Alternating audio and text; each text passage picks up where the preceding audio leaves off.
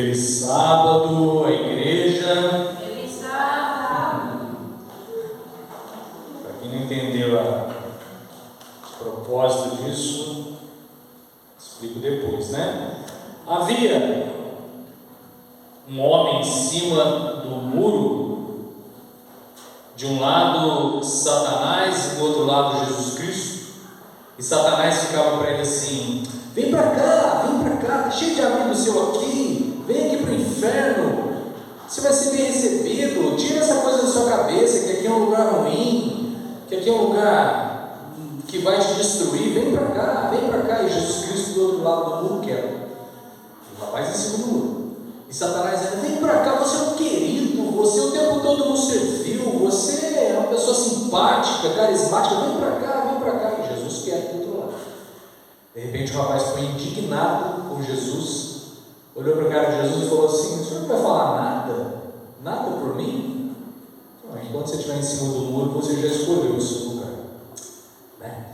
Vamos lá. Querido santo e poderoso Deus, nesse momento eu peço, Pai, que o Senhor esteja presente em nossas vidas, que o Senhor permita, Pai, a nossa entrada diante da Tua presença em Teu santuário, que nós possamos ser perdoados por todos os nossos pecados, pois somos indignos de meramente citar o Teu santo nome, Pai. Nós sabemos que erramos o tempo todo, mas sabemos que o Teu olhar sobre nós é um olhar de misericórdia, é um olhar de um Pai que nos ajuda, de um Pai que quer nos puxar do fundo da água, como o Senhor fez com Pedro, e que o Senhor quer o tempo todo a nossa vitória e a nossa salvação como ponto final. Muito obrigado por tudo que o Senhor nos faz, que o Senhor perdoe também todos aqueles que nos cercam e nos ajude, Pai, a sermos sal da terra, luz do mundo, e hoje o Senhor esteja conosco, nos preenchendo com o entendimento que vem do Seu trono para toda a nossa vida, Pai. Em nome de Jesus pedimos e agradecemos, amém. Irmãos, abra por gentileza a Bíblia no livro de Romanos, capítulo 7. Enquanto os irmãos estão abrindo, eu quero cumprimentar a igreja.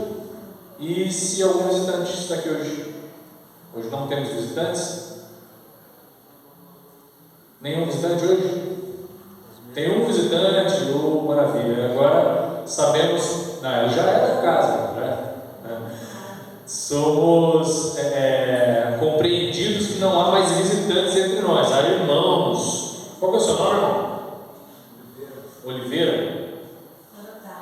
O Oliveira está nos prestigiando aí, e que o Oliveira crie um hábito sobrenatural de vir todas as vezes para cá, que vai ser com certeza muito bem recebido. Posso fazer uma brincadeira com os irmãos aqui? Uma vez eu fui numa igreja que eu achei muito fofo, mas muito fofo nessa igreja. Aproveitar que as irmãs estão chegando aí também. Eu achei muito fofo. Vamos aderir isso aqui também. Além do Feliz Sábado, Feliz Sábado, irmã. Feliz Sábado. Tem gente que está boiando, né? Nem entende por que eu falo isso do Feliz Sábado.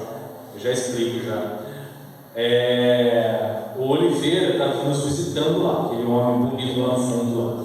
A gente vai falar assim para ele, seja todo mundo, vamos fazer essa brincadeira com ele aqui, seja bem-vindo em nome de Jesus.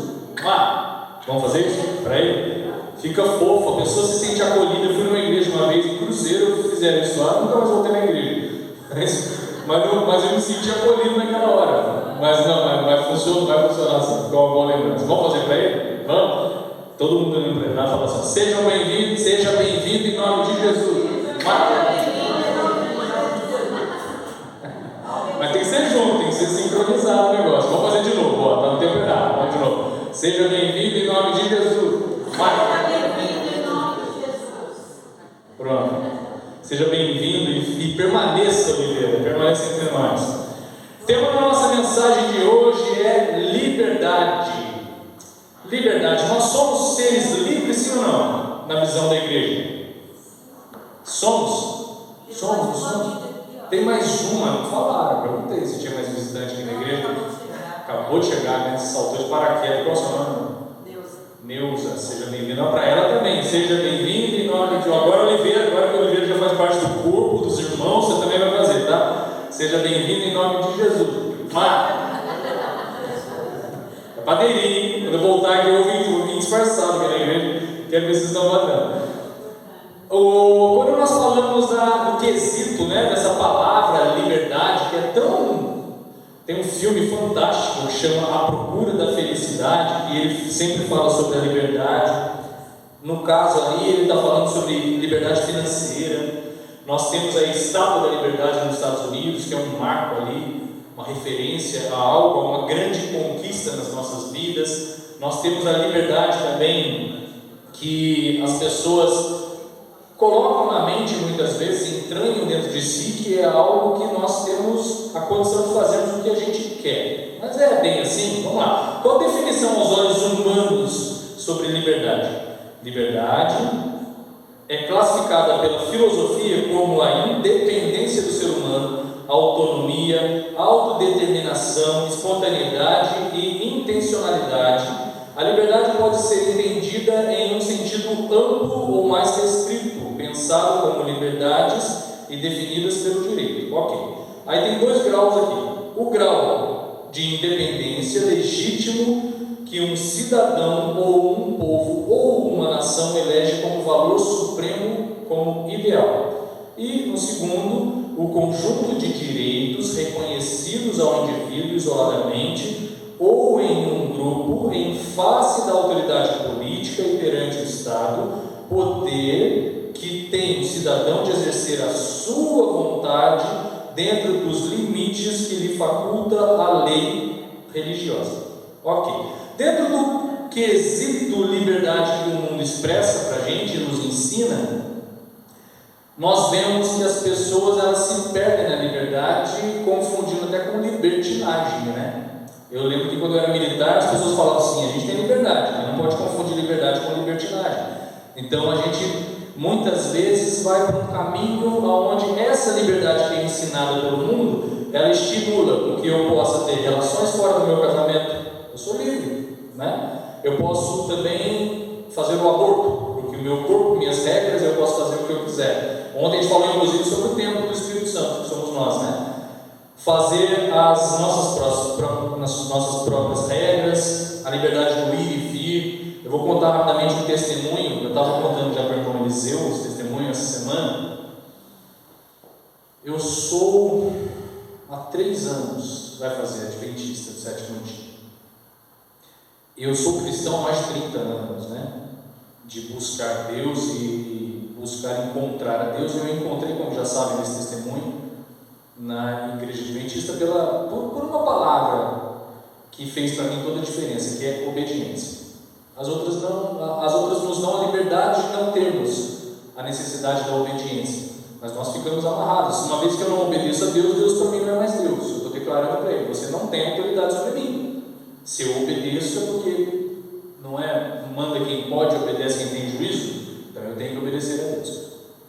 Eu me lembro que numa sexta-feira, no mês de outubro agora do ano passado, por irmão sabe essa história, eu fui convidado por alguns amigos meus. Já tinha dado pôr do sol, já era sábado pra gente, e eu estava sozinho na casa da minha mãe. Minha mãe tinha sofrido uma intervenção cirúrgica na perna dela, ela quase teve uma amputação na perna, foi algo muito ruim, que ela tem diabetes, e ela bateu a perna num caixote que fez 1 milímetro mais ou menos de ferimento na perna dela. Em coisa de 20 dias aumentou a ferida para 40 centímetros. E ela ficou internada em São José dos Campos, no hospital municipal de lá, atendimento excelente, inclusive. Mas todos os médicos ininterruptamente estavam falando assim: ó, se prepara para uma amputação. Isso aí na sexta-feira, quando ela ficou internada. Depois no sábado, se prepara para uma amputação. Depois no domingo, se prepara para uma amputação. Aí eu falei: poxa, eu falo tanto de Deus, pelo ser que eu mais converso no planeta se chama Jesus Cristo. Eu falo todo mundo, eu falo bastante. Eu não falo com o cachorro na rua: ei, você está bem?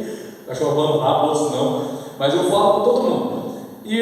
Mas o ser que eu mais converso se chama Jesus. Eu falei: poxa, deixa eu botar isso em prática. Eu lembro que eu entrei no banheiro do hospital, orei, falei para Deus, e eu senti uma paz muito grande no coração. Naquela segunda-feira que eu orei, eu fui substituído pela minha irmã. Minha irmã ficou no hospital com a minha mãe e eu pude sair de lá. Fiquei na casa de um amigo meu em Caçapava. E a minha irmã, depois eu vim para Cruzeiro. A minha irmã, na quarta-feira ou na quinta, não me recordo agora, ela falou para mim assim: Douglas, todos os médicos estão falando somente no caso de amputação. Se prepara para a amputação.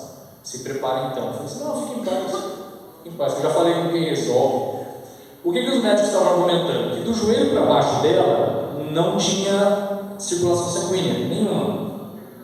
Precisava, a médica me explicou, chama a doutora Larissa, ela me explicou que eu precisava de pelo menos uma veia da espessura de um fio de cabelo que passasse por dentro da perna dela, que tivesse viva aquela veia, para que não viesse a amputar a perna dela. Aí foram fazer novamente o ultrassom no sábado na perna dela. Assim que fizeram o ultrassom, realmente não acharam a veia, mas acharam uma artéria da espessura de uma caneta dentro da perna dela irrigando sangue. E ela, depois disso, mais ou menos uns 20 dias também a perna dela recuperou.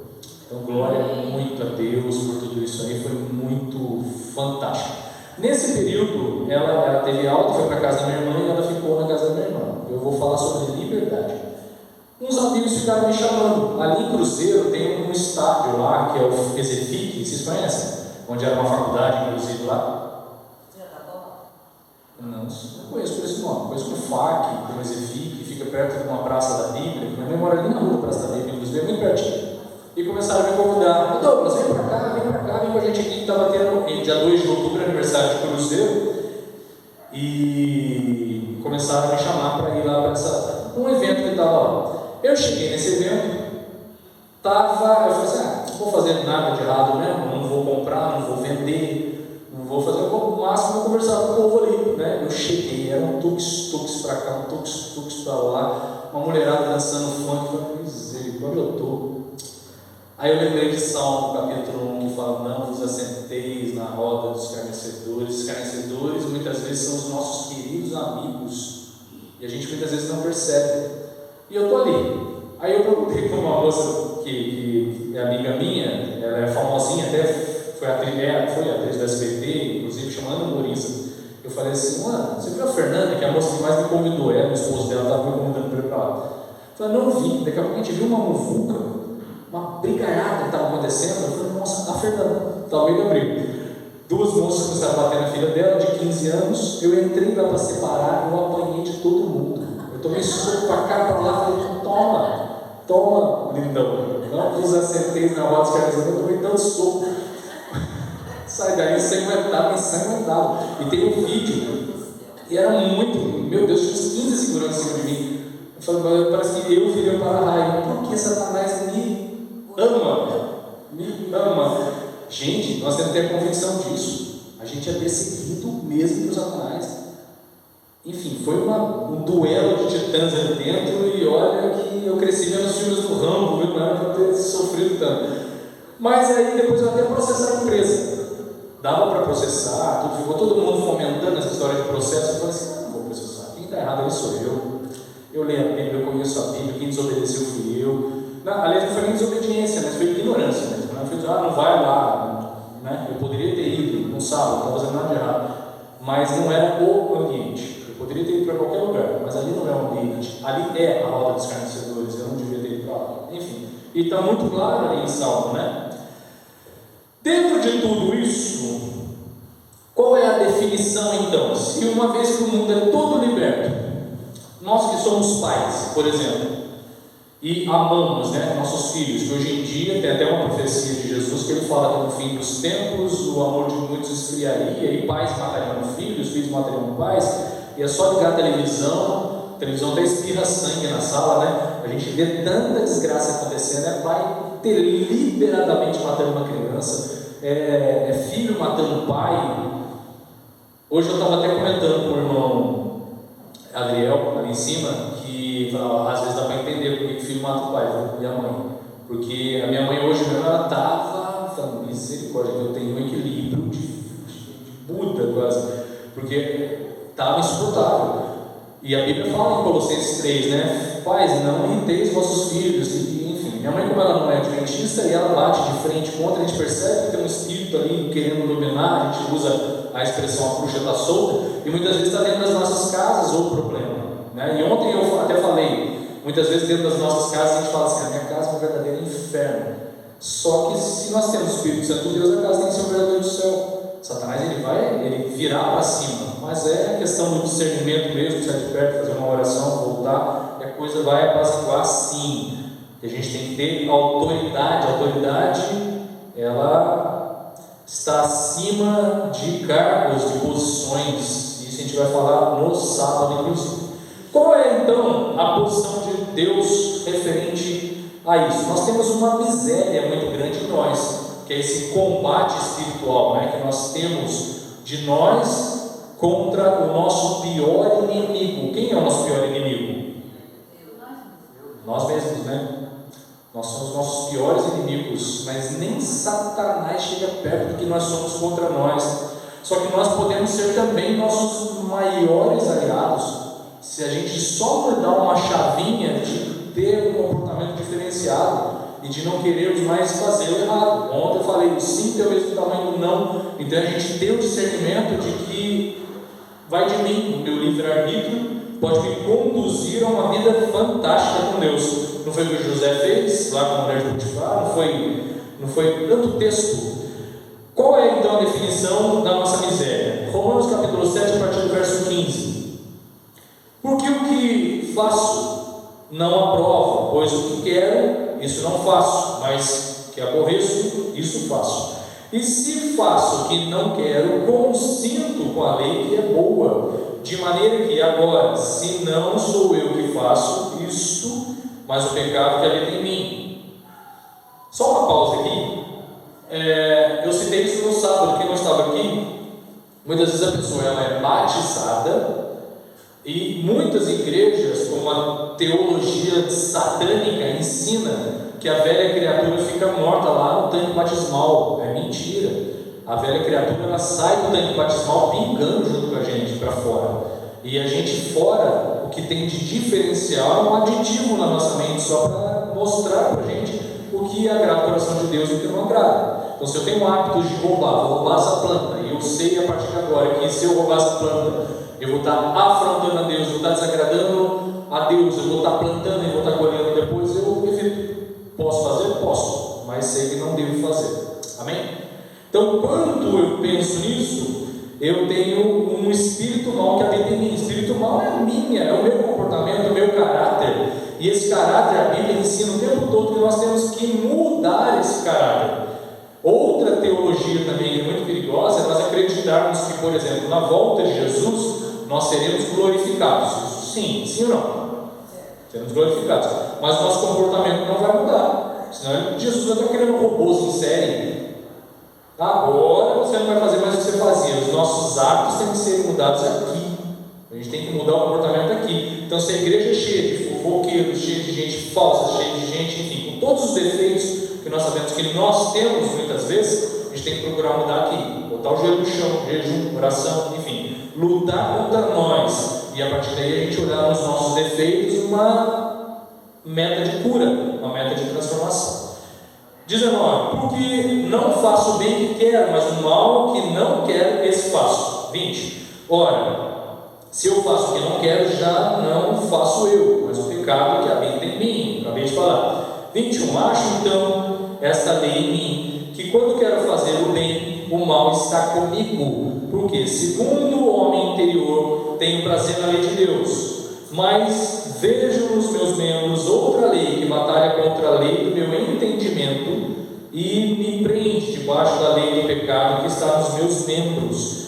Miserável homem que sou, quem me livrará do corpo dessa morte? Dou graças a Deus por Jesus Cristo nosso Senhor. Assim que eu mesmo, com o entendimento, sirvo a lei de Deus, mas com a carne, a lei do pecado. Dentro disso, também nós temos lá no livro de João, capítulo 8, que fala inclusive sobre o pai da mentira. No verso 34 fala assim: todo aquele que comete pecado é servo do pecado. João 8,36 diz assim: se o Filho vos libertar, verdadeiramente sereis livres. Muitas vezes nós temos alguns vícios, né? Hábitos errados, é de falar demais, é de fofoca, é de pornografia, é de bebida alcoólica, enfim, vários erros de agressividade, de mudança de comportamento, de intemperança dentro de casa. Eu falei ontem das inteligências múltiplas do cérebro, né? Em uma delas lá, verbal linguística. Como é que eu falo com a pessoa que está dentro da minha casa? Às vezes a gente está cara a cara com a pessoa pessoa que a gente ama, mas de grito um com o outro, seja filho, seja esposa, seja pai, enfim, numa gritaria, quer dizer que naquele momento os corações estão afastados. E nós temos então que ter a maturidade de entender que nós temos que lutar contra aquilo lá, e nessa luta contra aquilo lá a gente vai se aproximando mais de Deus, porque a gente o tempo todo vê o quanto a gente tem expostamente de misérias. E as minhas liberdades, de acordo com a vontade de Deus, são como a liberdade que a gente dá para os nossos filhos. Quem tem filho pequeno aqui sabe, por exemplo, eu tenho um filho lá, não é o meu caso, mas eu tenho, já tive, né? Eu tenho uma menininha que hoje tem 13 anos de idade. Eu jamais darei liberdade dela sair de casa para morar com uma pessoa com 13 anos de idade. Aliás, já botei na cabeça dela que ela vai começar a namorar com 56 anos. Já aceitou. Tá bom, tá nova ainda. Tá bom. Vai namorar depois que eu morrer. Mas uma criança, por exemplo, a gente não permite que, por mais que a gente ame e queira dar toda a condição dela se sentir à vontade, a gente não vai permitir que ela bote o dedinho dela numa tomada. A gente não vai deixar uma faca, dessas facas de cozinha mesmo simples, na mão de uma criança, de um neném.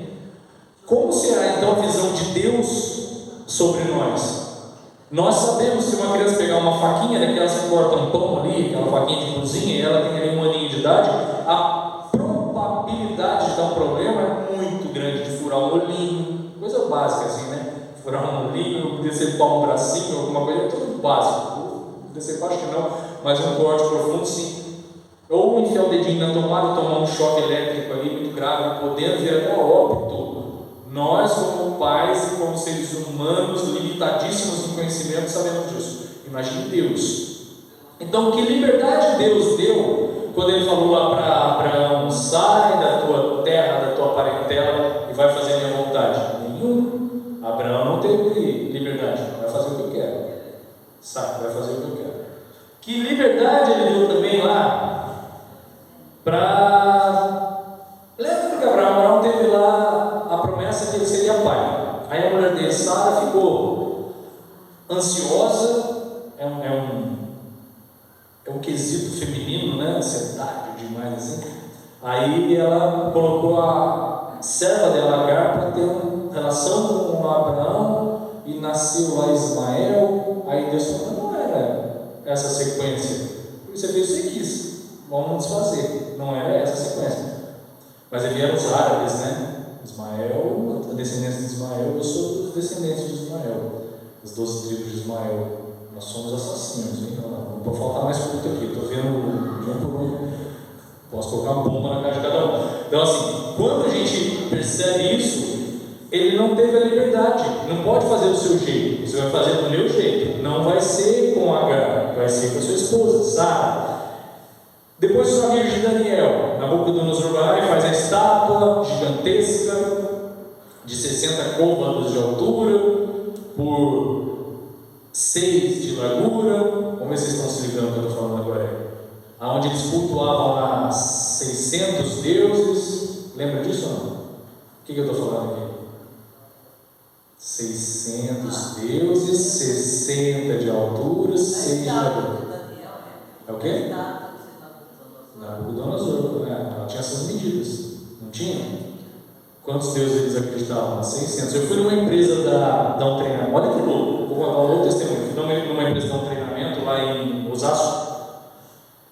A dona da empresa chamava Jane. Aí a gente, estava eu com uma outra pessoa, uma comportora, a gente fechou o treinamento dela lá, ela gostou, tal, e a gente brincou com ela, falou: Jane, cadê o Tarzan? Então estava descontraído o papo. No dia do treinamento, a gente chegou lá para o treinamento, ela não tinha avisado ninguém, ela não estava lá, ela estava no salão do cabelo. Eu falei: mas que mulher louca. Enfim, em resumo, louca, em resumo, conseguiram chamar essa mulher, ela foi para lá, apareceu na empresa. No final, a comportagem tem o hábito de entregar literaturas, onde eles adquirem, né, eles compram, e ela proibiu tudo, e começou a surtar comigo.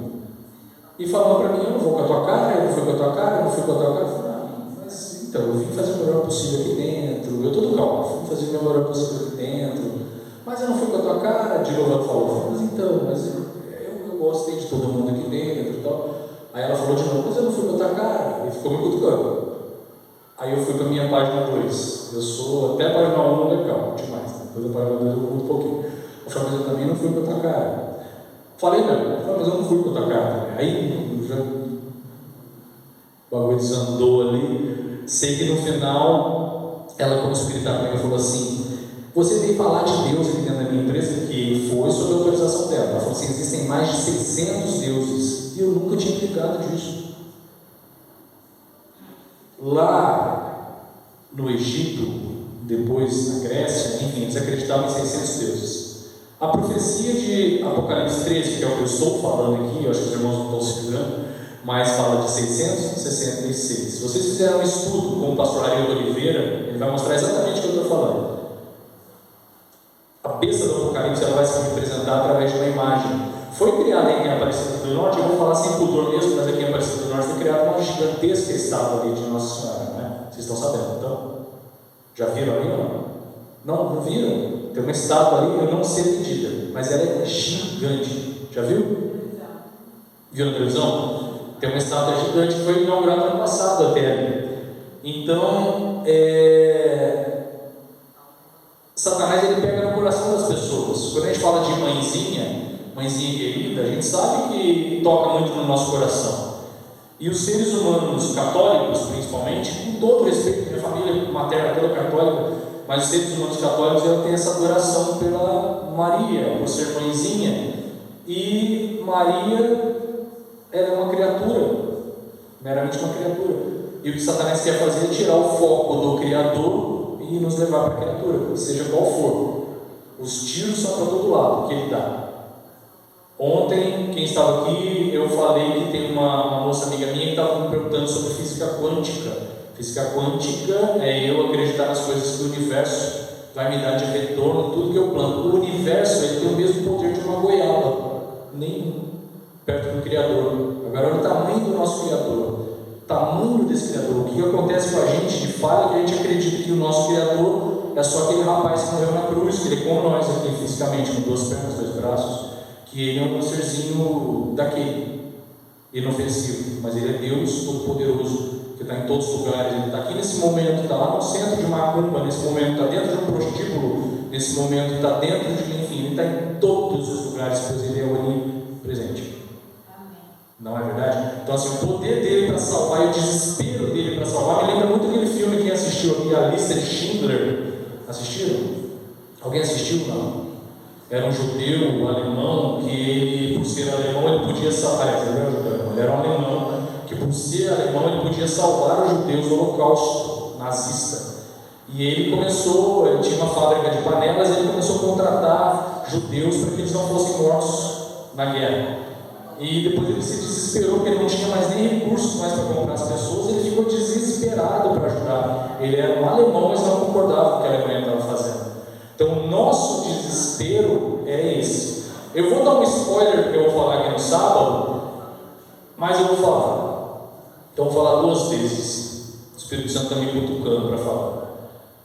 Toda essa mortandade que está no mundo aí, toda essa liberdade, toda essa libertinagem, toda essa promiscuidade, tudo isso que está no mundo aí, é culpa da existência de Satanás? Sim ou não? Tem algum outro culpado maior que isso ou não? Aí não vou dar spoiler, não vou contar tudo não. Eu vou falar para vocês no sábado. Então, quem eu acho que é o mais culpado que Satanás? Eu vou falar no sábado. Então vamos lá. Os amigos de Daniel então não tiveram como, não tiveram chance. Eles não se prostraram, não tiveram a liberdade de se prostrar, fazer a vontade lá de Nabucodonosor, e por conta disso eles foram enviados lá para a fornalha, e na fornalha acharam os amigos mais um ali dentro. Então não tiveram a liberdade também. Outro também que não teve, Jonas, que estava apavorado de medo dos ninivitas, porque eles eram uma nação assassina. E ele falou: não vou nada. Você vai lá, não vou. Deu tudo errado para Jonas. E eu acho que o livro de Jonas, que é bem pequenininho, você dá muita risada. Eu acho que é o livro de comédia da Bíblia, porque você ri muito. porque deu tudo errado para Jonas, tudo errado, já estou fugindo de Deus. A presença de Deus era tanto sobre ele, mas ele queria verdadeiramente que fosse feita a vontade dele próprio. Aí tem um outro aqui também, Moisés, e ele veio com desculpinha, né? Ele fala, rapaz, eu sou gago, mas quem criou a boca do homem não fui eu, tá? Em Êxodo 4, quem criou a boca do homem vai lá e fala, o faraó, vai lá e fala, não tem discussão, vai e faz. Aí temos outro aqui também, todos os que seguiram a Deus, do Velho Testamento ao Novo Testamento, ninguém teve trégua, ninguém teve liberdade para fazer o que queria. E tem o mais emblemático deles, que se chama Jesus Cristo, quando ele fala, Pai, se possível, me livre desse cálice de horror, me livre, me deixa liberto, me dê liberdade. O tema da liberdade, que foi pedido pela igreja, me dá essa liberdade de não ter que ir para a cruz. Aí ali ele suou e chorou sangue. Depois disso ele apanhou durante 12 horas. A Bíblia em Isaías fala que ele era um homem sem beleza alguma, né? Ele não chamava atenção, era um homem, enfim, sem formosura. Eu acredito que Jesus devia ser baixinho, devia ser mais magro. E quando ele foi ser crucificado, ele apanhou de soldados romanos que tinham estatura de 1,80 m, um braço grande, e bateram muito nele durante 12 horas. Diz alguns estudos, é claro que não tem como saber, mas fizeram meio que um cálculo, ele tomou mais de 8.000 golpes, entre soco, pontapé, tapa na cara. Ele sabia de todo aquele sofrimento que estava ali, e o pior ainda era a cruz. E nós temos aquela visão muitas vezes católica de que Jesus Cristo foi crucificado e ficou com o pezinho assim, né? Tem uns estudos até que o Dr. Rodrigo Silva falou, mostrou que o cravo era colocado aqui na lateral do pé dele, então ele ficava numa posição totalmente incômoda e ficou durante 6 horas na cruz sendo satirizado, muita chacota. Colocaram ali vinagre com fezes na boca dele. Então passou por todo tipo de sofrimento. Ele não queria passar por aquilo. Quem queria, né? Quem gostaria? Jesus Cristo não estava aqui, ele não se usurpou o ser Deus aqui na terra. Ele era humano o tempo todo e não teve liberdade. Agora, que liberdade que nós temos? Eu tenho liberdade de fazer o que eu quiser no culto. Eu entro na casa de Deus da forma que eu quero. Enfim, acho que a gente está meio que bastante equivocado com a questão de Jesus, né? Com a questão Deus, com a questão servidão, com a questão da pureza que é essa relação que nós temos que ter com Deus. Então nós não temos toda a liberdade, mas nós temos algumas liberdades aqui. Nós não temos liberdade de infringir o reino com base nos mandamentos, o que há de mais importante nas Escrituras para o homem, né? Para quem não sabe, eu creio que todos saibam, mas a Bíblia todinha foi escrita por homens inspirados pelo Espírito Santo de Deus, com exceção de uma única parte na Bíblia, que isso foi para mim revelado através da Igreja Adventista, não fazia ideia, que está lá em Êxodo 31:18, que fala que os mandamentos foram escritos pelo dedo de Deus, e ele não só escreveu, como ele reescreveu. Olha a importância disso. Então Deus não faria uma coisa 2 vezes até, e somente aquilo na Bíblia todinha, se não fosse de suma importância. Aí vem nos dar as liberdades que Ele nos permite. Nós temos a liberdade de desejar bem ao próximo. Não é maravilhoso? Eu ter a liberdade de ter um outro nível, porque o meu nível muitas vezes deseja um mal para o próximo. Estou pouco me lixando se caiu a ponte lá nos Estados Unidos, morreu uma pessoa lá nos Estados Unidos. Poxa, ele vai ser meu irmão, provavelmente vai morar até próximo de mim. Nós falaremos no mesmo idioma. Hoje eu vi um vídeo lá de pessoas que foram mortas na África. Vocês viram isso? Numa igreja. Não sei se é adventista, foi no grupo adventista que eu recebi, mas eu estava vindo para cá, não deu tempo de ver tudo. Mas indiferente se fosse de qualquer outra religião também, né? Acabei de falar uma coisa, não vou cair em contradição. Mas houve uma morte lá, uma chacina dentro de uma igreja. E criancinhas pequenininhas mortas, degoladas. O vídeo mostra muito plenamente e está sendo difundido pelos grupos da igreja. Enfim. Então eu tenho a liberdade de desejar bem para essas pessoas. Eu fiquei sabendo um tempo atrás que o Brasil estava fazendo uma campanha para orar pela África, e um missionário africano falou assim: não, vamos nós orar pelo Brasil. O nível dos caras é outro. Os caras comem barro muitas vezes, comem grama e estão dando glória a Deus o tempo todo. Quem agrada o coração de Deus, né? Será que somos nós? Nós temos também a liberdade de evoluir espiritualmente. É nossa liberdade, é a nossa chance, é a nossa condição. Nós temos a liberdade também de sermos instrumentos de Deus. Poxa, só quem é muito cego, que não vê o que é Deus, que está depois da cruz. Nós temos toda uma vida de sofrimento. Uma vez eu estava conversando com um rapaz de Israel, não é de Israel, da Síria. Eu conheci no centro de São Paulo. Eu estava falando para ele assim: o Brasil está em crise. Ele falou: crise? Vocês têm crise? Crise é o povo da Síria. Ele calou minha boca. Crise é o povo da Síria. Aí ele começou a me contar que tem crianças na Síria que moram ali praticamente dentro de cavernas, que tem lá 7 anos de idade, que nunca viram uma outra criança. 7 anos de vida e nunca viram uma outra criança. Os países da África, nós não temos crise. Olha a qualidade de vida que a gente tem. A irmã agora aqui até comentou, Graça, né? A irmã Graça falou: veio a pé da casa dela até aqui. Foi longe um pouquinho, não foi, mas veio a pé. Vai morar em São Paulo mesmo na saída da pé. Aqui a gente tem sol, a gente tem ar, a gente tem água, a gente tem muita coisa. E nós não damos graças a Deus, nós nos apegamos ao pequenininho para reclamar. Nós nos apegamos a coisas que não convêm, que isso jamais agrada o coração de Deus. E imagine, gente, como é o comportamento de Jesus. Se Jesus ele era assim como nós somos. Você acha que um homem que foi morrer na cruz e passou a vida toda dele, que segundo a Bíblia foi sem pecar, ele fazia o que a gente faz, reclamava, se entristecia, se dava o direito de chorar por qualquer coisinha, de birrinha, de mimimi, né? Muitas vezes a gente não está conseguindo um resultado na nossa vida. Aí eu não me lembro qual é a passagem, agora eu sei que está em Êxodo, não me lembro qual é, mas eu trago no sábado. Vocês vão ouvir 2 vezes, quem mandou vir hoje, né? Não é para ter vindo hoje, então, né?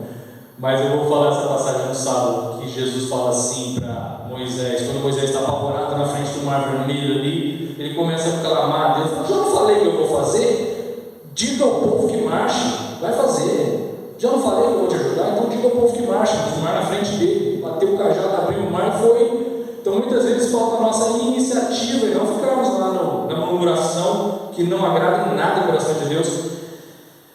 Nós temos uma outra liberdade. Vamos ver quem acha essa liberdade bacana. Falar diretamente com o Criador. É boa essa liberdade, não?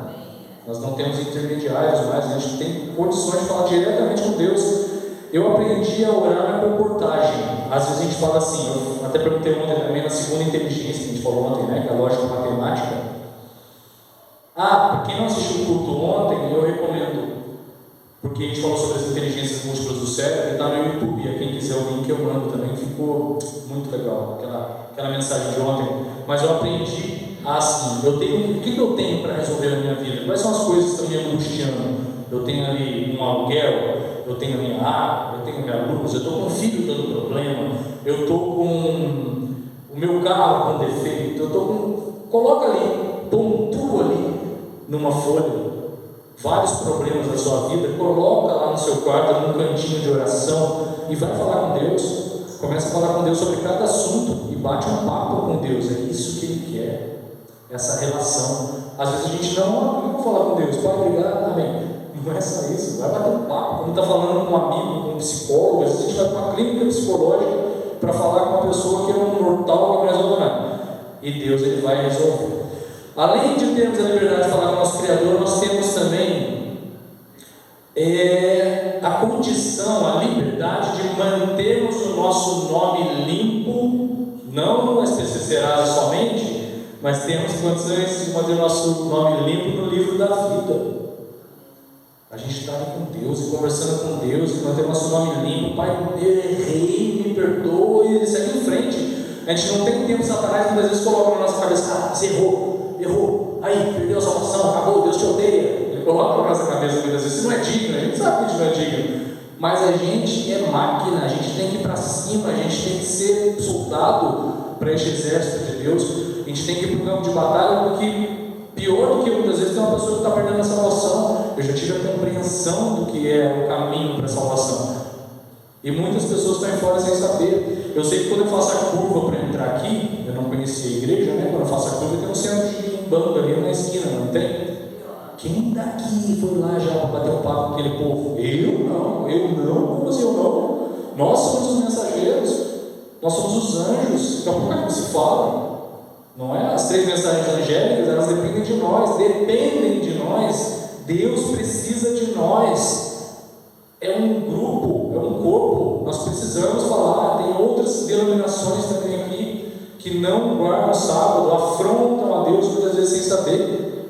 Em Deuteronômio, isso aqui não está anotado, mas Deuteronômio 5,17, abre para mim por favor, Deuteronômio 5,17, fala assim, que ainda que a pessoa cometa o pecado, e ela não saiba, ela vai pagar por isso. Ainda assim, a mesma coisa, eu vou lá para o Japão, o farol vermelho lá é para seguir em frente, o verde é para parar. Aí abre o verde, eu passo direto. No Japão é o contrário daqui. Aí eu vou tomar multa, vou ser penalizado, posso causar um acidente, posso ser preso, porque eu não sabia. Então, eu tenho que saber das leis também. Eu tenho a liberdade de falar com Deus sobre os meus problemas. Eu tenho uma outra liberdade, que é pedir sabedoria. O livro de Tiago fala isso, né? Eu tenho condições, a liberdade de sabedoria para Deus. O mundo não tem sabedoria, o mundo jaz sem sabedoria, o mundo... É isso mesmo? Deuteronômio 5,17? 5,17? Não é? Então é Levítico. Vamos tentar todos os livros? É 5,17. Vamos Gênesis, depois é Êxodo. Então é Levítico 5,17. Traga também o sábado aqui, lição de casa para mim. Nós temos também a liberdade de escolher ou não. Olha isso agora, hein? Olha o que eu vou falar agora para os irmãos, presta atenção aqui, ó. Depois a gente volta. É Levítico mesmo, é Levítico 5,17. Agora até eu fiquei na dúvida, mas vamos lá. É isso? Levítico? Amém. Acertei, né? São 3 chances. Nós temos a liberdade de escolher um imóvel lá no céu. Não estou parecendo com esses pregadores muito loucos, estão vendo o terreno não, né? Mas nós temos a liberdade de morar no céu. Ele está preparando muitas moradas, e vai de mim aceitar a morada dele ou não. Um presente dado eu aceito ou não. Mas olha o presente que Deus está me dando. E é um argumento que nós temos como católico também, né? Jesus amava tanto aquela mulher, que quando ele era neném, ela limpou até o bumbum dele, Maria. Ele amava tanto ela, que agora, segundo o Eclesiastes 9, ela está dormindo, ela não tem consciência, não tem amor, não tem ódio, não tem lembrança, ela está aguardando a volta de Jesus, que está lá em 1 Tessalonicenses 4,16, em João 5,25, temos que aguardar a volta de Jesus Cristo, e Maria está dentro desse pacote. Quando Jesus acabar de preparar as moradas lá e nos buscar, ele vai buscar junto também. Vai ter uma festa no céu. E nessa festa no céu, ele não vai ficar pedindo antes para Maria ficar enchendo balão para nós, né? Ele vai colocar a mãe dele para ser. Então Maria também está junto com a gente. Ela é uma mulher que morreu dentro da dignidade. E, para finalizar, nós temos a liberdade de amar. E amar, necessariamente, eu não tenho que gostar, mas amar, eu tenho que usar isso como prática na minha vida. Eu amo o irmão Eliseu. Como? Eu gosto de irmão Eliseu? Estou gostando, ele é legal. Mas deixa eu pensar eu dei um exemplo ruim aqui, mas deixa eu pensar uma pessoa que me faz mal. Por exemplo, uma pessoa que me prejudicou, uma pessoa que me difamou, uma pessoa que, enfim, fez qualquer coisa contra mim. Eu tenho que gostar daquela pessoa? Não. Eu tenho que amar aquela pessoa? Sim.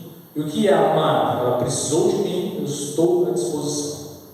Ela precisou de uma transfusão de sangue, eu estou à disposição. Precisou de uma condição financeira, eu tenho condições, eu estou à disposição. Eu vou fazer porque eu agrado o coração de Deus com isso. Deu para entender? Então o amor é diferente do gostar. Eu não preciso gostar da pessoa, mas eu tenho obrigação, por Deus, representando o reino, de amar. Abra a tua Bíblia então para finalizar, João 15, verso 7.